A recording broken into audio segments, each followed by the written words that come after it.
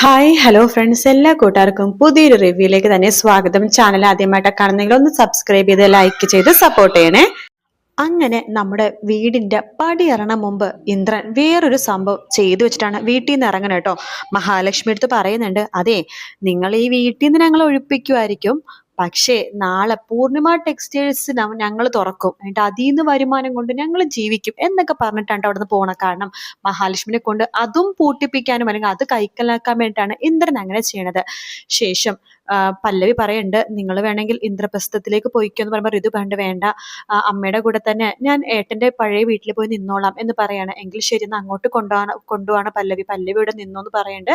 പല്ലവിക്കാണെങ്കിൽ ആകെ വിഷമമാട്ടോ. സേതു തന്റെ അമ്മേനെയും അനിയത്തിമാരെയും അതുപോലെ തന്നെ ഹരീനെ പല്ലവിയുടെ കൂടെ നിർത്തുന്നുണ്ട്. കാരണം അവിടെ ലക്ഷ്മിയും അതുപോലെ തന്നെ പല്ലവി മാത്രമല്ലേ ഉള്ളൂ, ഒരാണായിട്ട് ആരെങ്കിലും വേണമല്ലോ. ഇന്ദ്രൻ നിൽക്കാന്നൊക്കെ പറഞ്ഞെങ്കിലും സേതു മനപ്പുറം ഹരീനെ അവിടെ പിടിച്ച് നിർത്താട്ടോ. കാരണം ഇന്ദ്രൻ നിന്നാൽ ശരിയാവില്ല. മാത്രമല്ല ഇന്ദ്രൻ അവിടെ നിൽക്കാൻ കാരണം തന്നെ പല്ലവി അവിടെ ഉള്ളത് കൊണ്ടാണെന്ന് എല്ലാവർക്കും അറിയാം.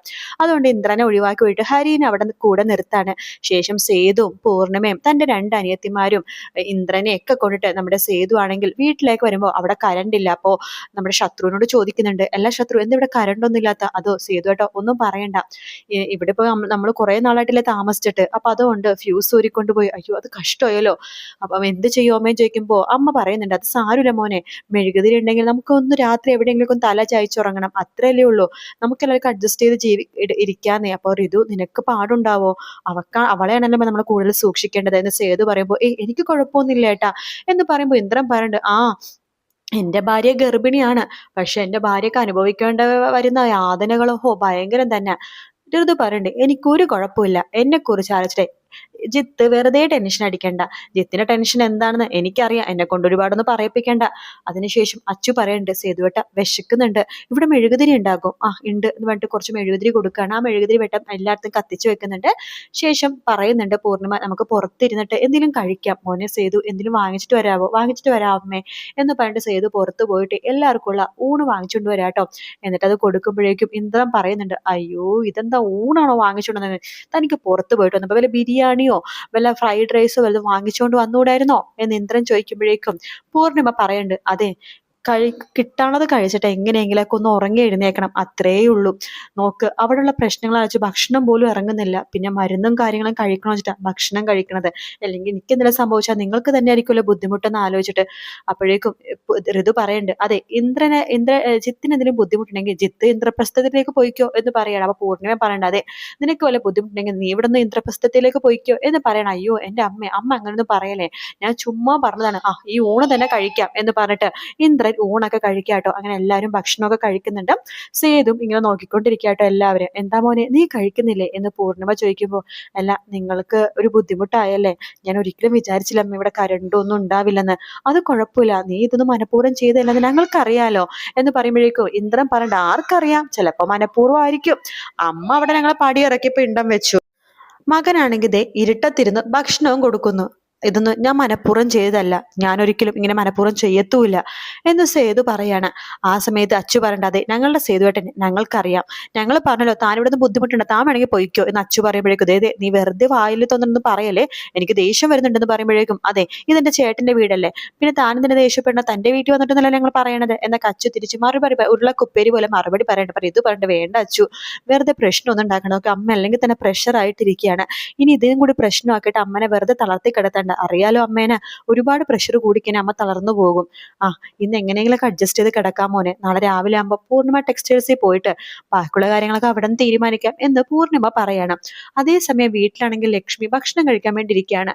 പല്ലവി എടുത്ത് പറയുന്നുണ്ട്, അതെ, ആ കറിയൊക്കെ നീ എടുത്തോണ്ട് നടക്കളേന്ന് എന്ന് പറയാണ്. അങ്ങനെ പല്ലവി കറിയൊക്കെ അടുക്കളയിൽ എടുത്തോണ്ട് വന്നിട്ട് നമ്മുടെ ലക്ഷ്മിയുടെ മുമ്പിൽ വെച്ച് കൊടുക്കുന്നുണ്ട്. അപ്പൊ ലക്ഷ്മി പറയണ്ട്, അതെ, ഇതൊക്കെ ഒന്ന് വിളമ്പിത്താ എന്ന് പറയുമ്പോഴേക്കും പല്ലവി പറയണ്ട്, അതെ, നിങ്ങൾക്ക് രണ്ട് കൈയില്ലേ, ആ കൈ വെച്ച് വിളമ്പി കഴിച്ചൂടെ, എനിക്കൊന്നും വയ്യ വിളമ്പി തരാനായിട്ട്, അതെ, നീ എന്റെ മോന്റെ ഭാര്യയാണ്, അമ്മായിയമ്മേനെ അമ്മയായിട്ട് കാണണം, കാര്യങ്ങളൊക്കെ നീ നോക്കിയും കണ്ടു ചെയ്യണം, അതെ, ഇങ്ങോട്ട് എങ്ങനെയാണോ അതുപോലെയുള്ള അങ്ങോട്ടും, നിന്റെ ഭർത്താവിനെ പോലെ നീയും എന്നെ ഭരിക്കാൻ വരുവാണോ, നിന്റെ ഭർത്താവിനെ ഞാൻ എന്തെങ്കിലും പറഞ്ഞിട്ടുണ്ടെങ്കിലേ അത് അവന്റെ കയ്യിലിരിപ്പ് കൊണ്ടിട്ടാണ് എന്ന് ലക്ഷ്മി പറയുമ്പോഴേക്കും പല്ലവി പറഞ്ഞു, എന്റെ ഭർത്താവ് സേതുവേട്ടൻ നിങ്ങളുടെ അടുത്ത് എന്ത് ചെയ്തെന്നാ പറഞ്ഞത്?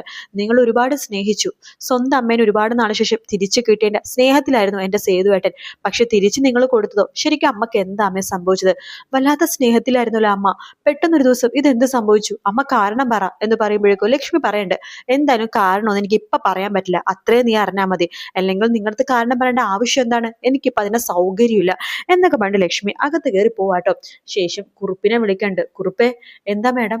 നാളെ രാവിലെ തന്നെ നമുക്ക് പൂർണിമ ടെക്സ്റ്റൈൽസ് വരെ പോണം. അതെന്തിനാ മാഡം? ഞാൻ പറഞ്ഞത് താനങ്ങ് കേട്ടാ മതി എന്ന് പറയുന്നുണ്ട്. രാവിലെ തന്നെ പൂർണിമയും മക്കളെല്ലാരും കൂടി ടെക്സ്റ്റൈൽസിൽ പോകാൻ പോവാട്ടോ. അപ്പൊ സേതു പറയണ്ട്, ഞാൻ കൊണ്ടുപോയാക്കാം എന്ന് പറയണം. അങ്ങനെ എല്ലാവരും ടെക്സ്റ്റൈൽസിൽ പോകാൻ വേണ്ടി കാറിൽ കയറാണ്. ഇന്ദ്രൻ അങ്ങനെ വിചാരിക്കേണ്ട, പൊയ്ക്കോ പൊയ്ക്കോ, അവിടെ പോകുമ്പോ ഒരു സംഭവവും നടക്കാൻ പോകുന്നില്ല. പോയ പോലെ തന്നെ ഇവർ ഇങ്ങോട്ട് തിരിച്ചു വരും. ഇനിയുള്ളവരുടെ ജീവിതം ദേ ഈ വീട്ടിലാണ്, ഇതാണ് ഇനി അവരുടെ വീട് എന്നൊക്കെ ഇന്ദ്രൻ ഇങ്ങനെ മനസ്സിലിങ്ങനെ വിചാരിക്കണം കേട്ടോ. അപ്പൊ താൻ വരുന്നില്ലേ എന്ന് ഋതു ചോദിക്കുമ്പോഴേക്കും, അയ്യോ എന്റെ പൊന്നുമോള് പോയിട്ട് വാ, മോളെല്ലാ കടയൊക്കെ നോക്കി നടത്തുന്നത്, അതൊക്കെ ഒന്ന് നോക്കി നടത്തിയിട്ട് വാ എന്നൊക്കെ പറഞ്ഞിട്ട് ഇന്ദ്രൻ അവിടെ തന്നെ നിൽക്കുവാട്ടോ. സേതു എല്ലാവരെയും കൂട്ടിക്കൊണ്ട് പൂർണിമ ടെക്സ്റ്റൈൽസിലേക്ക് പോകുന്നുണ്ട്.